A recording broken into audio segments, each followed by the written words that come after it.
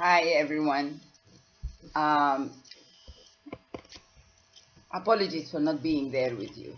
It's my loss not being there for the best part, which includes the informal chats and the connections people make. But I hope that this will be a first in a series of activities on transdisciplinary learning and research on service learning with a gender lens. Thanks to Angela for allowing me to present in this very unsatisfactory way. And thanks to all of you for putting up with it. I'm sorry, this is a free software, so there are limitations on time, and this video will be in two parts. So, before I go into these terms and this mix I have in my title, I want to imagine and think with you about a university that is open onto the street, as opposed to one that is gated from the street. Here, as a metaphor for openness to multiple knowledge systems, relevance to context, etc., from the features of a decolonized university. I will delve after that to make the connections and explore the relationships between gendering, service learning, and decolonizing, ending with some final thoughts, ideas, and questions. So now let's imagine a university open onto the street. What would that look like? And I borrowed this metaphor from a poem by the late Sudanese educationalist, fondly called the People's Poet, Mahjoub Sharif.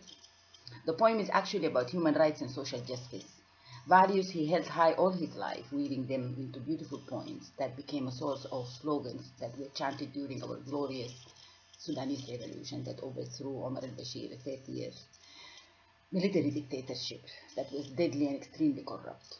But in one of his celebrated poems, Identity Card, he draws on his experience as a school teacher to make one of his verses say, "A school open onto the street." And in his book, Decolonizing Education, Abdullah Ali Ibrahim, a Sudanese scholar and historian, tells us about how Mahjoub Sharif exposed his students to an unlimited curriculum, the street. That is, in his pedagogy, Mahjoub Sharif recognized the role of the Habboba, for example, the grandmother, which is in Sudanese schools, in Sudanese culture, is the first school the child attends. Abdullah Ibrahim is very critical of Bakhtar Ruda, one of the most written about educational institute built by the British and was in charge of curriculum development and teachers training in Sudan. He thinks that the institute was and remained after independence oblivious to the knowledge and culture around it. But let's go back to the university. What if it was open to the street? To imagine that what would look like, I will lament on some of my own community engagement experiences. One of which is happening outside the university. Here I wonder how a university with open gates would engage. The second experience happened inside the university, here wondering how more engaged the university could have been. And the third is happening inside and outside the university, here wondering whether that is the model that opens the gates of the university. And so let us learn, and we are trying to see what actually works. So the first project is this Barefoot College Women Solar Engineers, and it's being run in the Nuba Mountains, one of the most impoverished and war-torn regions in Sudan. It's the project that I'm most fond of, and it actually started in 2008 when I met Bankar Roy, the Barefoot College founder, at a conference in Kigali. And since then, I partnered with the college on a number of projects, and 2 years ago, I became their representative in Sudan. Currently, I'm working on a project involving 3 villages, and I hope that next year we will be able to establish a local training center to serve the many underserved everywhere in the country.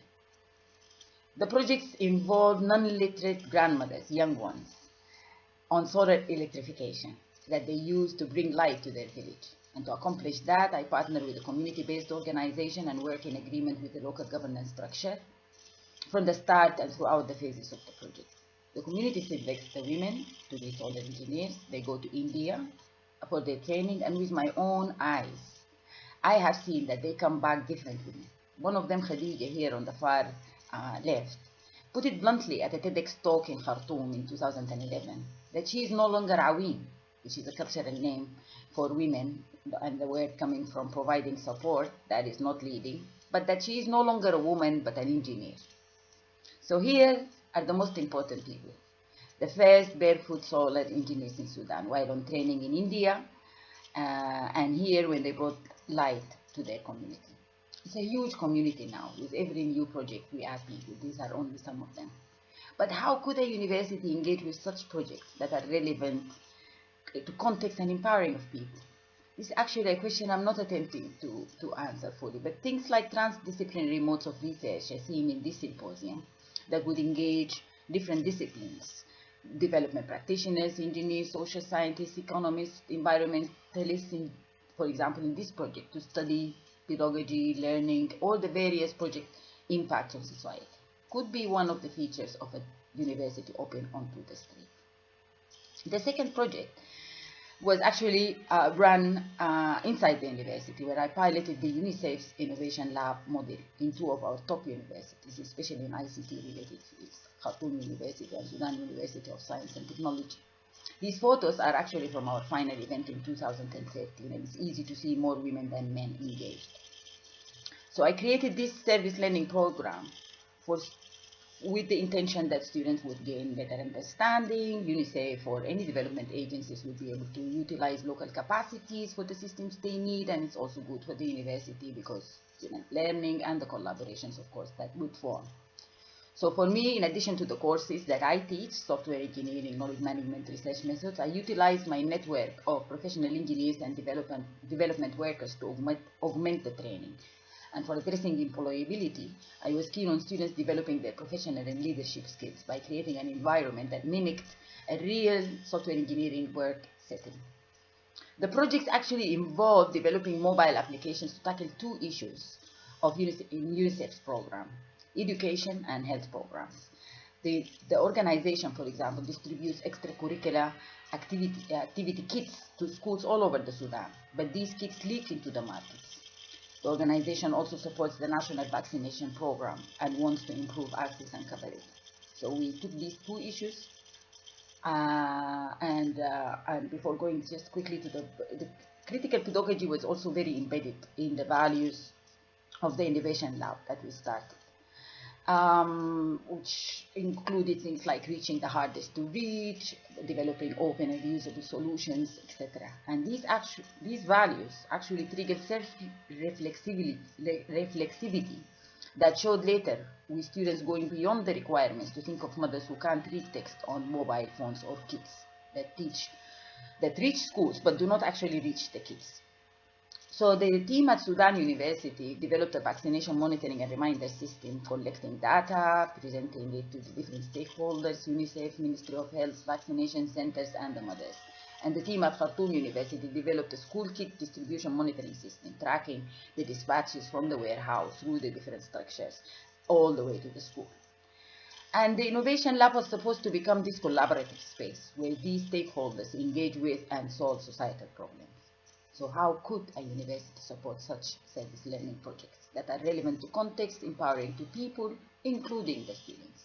I'll talk more about that later in this presentation. Let's go to the final project that is still ongoing, but only started in 2018. And I'm working on it with a group of my software engineering class at the University of Khartoum. They're fourth-year students. It started with me meeting Dr. Omar Suleiman, a veteran development practitioner in international organizations. When he retired, he put his energy, resources, and ideas into developing the village he came from in River Nile State, north of Khartoum. For the class, it started with inviting Dr. Omar to give us a seminar about the Sayal project. It is a fascinating project, similar to the Smart Villages ideas. From that seminar, a group became interested to work on ICT solutions in three priority areas: education, health, and agriculture, in addition to supporting the development of the village information center and the building of the website. Unfortunately, for political reasons, the department closed, then the university closed, and these students actually lost just under 2 years from their time. But we continued as a team, even though the university had its closed gates in front of us. We met regularly with Dr. Omar and with each other, and the students produced a proposal for the work they will do in this engagement. We're just back to school, and my exam with them was just actually last week, and we plan to restart after the exam period. Before coming back to school, there were 20 students Um, Before coming back to school, i.e. before the revolution, there were 20 students, slightly less than one-third of the class, involved in this project. Now I see more hands going up wanting to become involved, and I'm very excited that more of the male students are among them. Even the faculty is more interested than it was. It's a revolution, so we'll see. To answer this, we need to think about gendered service learning and decolonization of the university, which I want to do in this next few slides. But in general, I think there are certain features that are important to see. Valuing collaborations and partnerships is key to the whole thing, and that will help us to move from the mentality of the ivory tower. Two, critical pedagogy. Without it, a university in Africa cannot dream of making contributions to national development that most of them state in their missions, without dealing at this epistemic level to dismantle the structures that keep Africa and Africans behind, and women at the back and receiving ends of injustices in our society. Why be neutral to injustice anyway? Another feature is about the question of relevance versus excellence in the African university. I highly recommend watching the 2017 Thabo Mbeki Africa Lecture by Mahmoud Mahmadani, which is available on YouTube about this question. But I believe that relevance could be a route to excellence. Why not bring new knowledge systems, new methods, theories, global acclaim, and improve our ranking with new problems, and therefore ideas, not by following research agendas set up elsewhere. That is, do something called epistemic decolonization, which cannot happen separated from the streets like what Rothel Paley, Liberian scholar, activist, and author said. So with this backdrop, I want to go back to my title and first explore the relationships between the two terms in terms of three variables that I built on the literature. The first is motivation, and these researchers from Ohio State University did a live survey in 2000, a while back, but it's a live survey of 500 faculty and at 29 diverse institutions of higher education, where they analyzed the data by institution type, academic discipline, rank, tenure, gender, and the results indicated that the motivators and deterrents for service learning between faculty who do it and who don't is almost the same, which is something interesting, and it is something that they thought was good for looking and exploring strategies for recruiting and sustaining service learning faculty. The motivators for women faculty was leaning towards, like myself, increased student learning and personal development, while for both genders, they both valued community partnership. According to this large survey, there were 4 factors that most strongly deter faculty from using service learning in their courses. Logistical problems is one, that they need to coordinate what they need to coordinate the community service aspect of the course. Some of them say not knowing how to use service learning effectively is another thing. Thinking that service learning is not relevant to the courses they teach is another, or not even given a release time. So these are things people need to think about according to these authors in recruiting and sustaining. In terms of attitudes, these 2 authors are from education departments, and their observations coincide with my own. Few students participate in service learning, and more undergraduate women participate. And more women see service learning exciting, valuable, reflective, and empowering.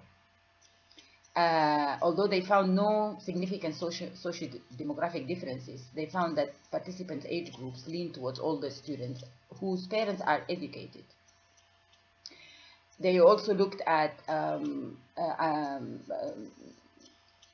former service learning students, and really they found that the overwhelming majority have positive and share these positive attitudes. The faculty share positive attitudes. Still, more women, students and mentors are involved.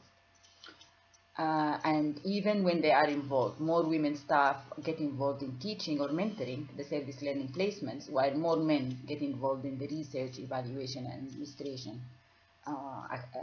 aspects of the project. The third and last variable, benefit, by Erica Dubras from Clark University. She found that women benefit more, simply. She found that while both genders agree on existential values like meaning of life, women were better at taking on social roles, which is vital to success in service learning and benefiting from it. And the reason she thought might be that women lean towards social type goals while men lean towards economic goals. And these are something to ponder about when we want to vary the experiences and gender service learning. So what would that mean for gendered service learning? So these studies indicate that to motivate staff, they need to be faculty encouragement, logistic support, service learning training, release time for staff. Some female and male students actually expressed concern that they felt they were being used in one of the studies with the community partner, from the community partner or the instructor. So clarification of roles, responsibilities must be clear from the start, and this is something that I've tried to do in the projects I ran. The benefits, we can look at them in two ways. One is about providing the variety that bring in more male student participation and faculty faculty action and inclusion of service learning in their projects, in their courses. But more importantly is valuing those who already include soft service learning components in their courses, i.e. valuing women. Why is when something is not valued, we see more women, and when it is valued, we see more men? We can look at the development of professions to understand what's happening here. In addition to looking at ways to bringing more men into service learning, students and faculty, we need to work on approaches across disciplines. We don't want service learning to be limited to certain disciplines, the humanities, for example. Everyone in the end must apply knowledge that they gain at the university in the real world. Also, the orientation towards critical service learning and towards social justice, i.e. not using traditional service learning approaches, is of paramount relevance to decolonization because it brings in more complex thinking and reasoning to the learning environment. So I want to just look here at the scope of scholarship when considering these three themes in my presentation. So we can look at engagement as a big component in service learning projects, and decolonize community engagement using co-production, co-creation modes of collaboration. We can expand our engagement to our community's knowledge systems and methods of knowing, like in decolonizing methodologies by First Nation authors and scholars like Linda Smith. We can decolonize gender or do gender decolonization by exploring the intersections between feminism and decolonization of education and research, as well as shift from critical to decolonizing service learning itself.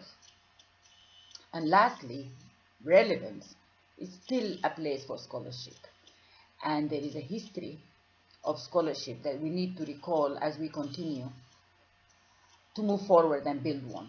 There is Du Bois, there is Martinique's Fanon, there is Guyana's Rodney, there is Egypt's Samir Amin and Nawal al-Saadawi, there is Uganda's Sylvia Tamer, there is Nigeria's Aisha Imam, there is Sudan's Fatma Babike, and there are all of you here in this symposium. Let us continue to attach academia to the day-to-day dilemmas of people and to our liberation struggles. Let us, those change forces that we are among them, continue to produce something that serves Africa and its people. Only then we will be able to truly decolonize the university.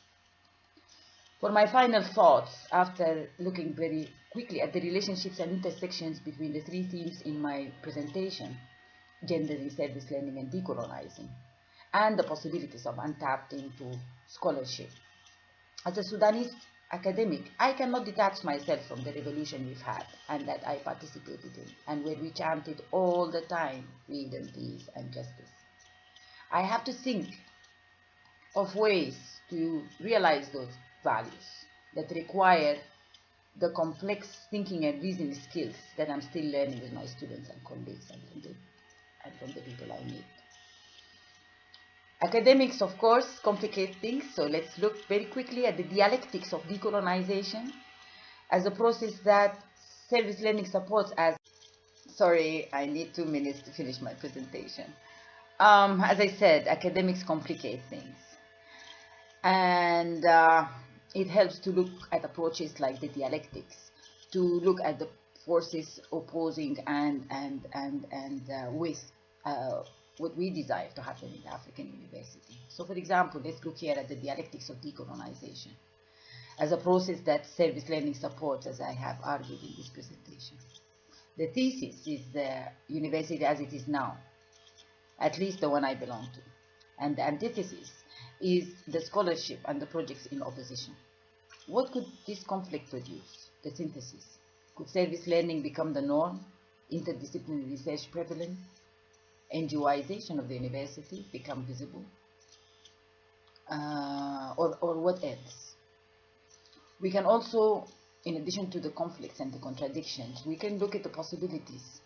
And I am also fond of future thinking methodologies and the way they regard the future as not one, but alternatives, where each has its signals and trends that make them happen.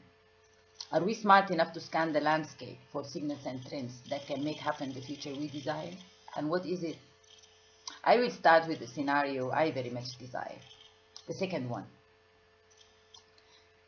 A trend could be the increasing calls by students in South Africa, and that might spread elsewhere in Africa, to decolonize the university and decolonize education. The signal could be a university declaration on decolonization, like what was issued by Northwestern University last year. The first scenario is the status quo, and you all know it. Only the trend could be those north-south, increasing north-south university collaborations. And the signal could be what the Times Higher Education just issued about the top 200 universities. Only 2 African universities made it, and both are in South Africa. So where are the other 53 African countries in the world that only has 195 countries? If we do the math, we can't make it this route to excellence as defined elsewhere. And on top of that, we know that university education is still a dream for most Africans. Should we still stay in our ivory towers? The last scenario probably no one likes, but there are trends that can make it happen, like yelling decolonize yet doing little, or just jamming black authors into our reading material as our decolonization chore. Of course, there could be total silence on the matter, like in Sudanese universities, where things need to change, as with everything else after the revolution. Freedom, peace, and justice to all Africans. And please allow me to dedicate this talk to the martyrs of the Sudanese revolution, the hundreds of them since December 2018, and the hundreds of thousands over the past 30 years in Darfur, in the South Sudan now, and in the Nuba Mountains and the Blue Nile, over the past 30 years. They have opened the way for this new Sudan we are experiencing now. Thank you for listening, and I hope I connect with you via Skype for the discussion time. Have a great symposium.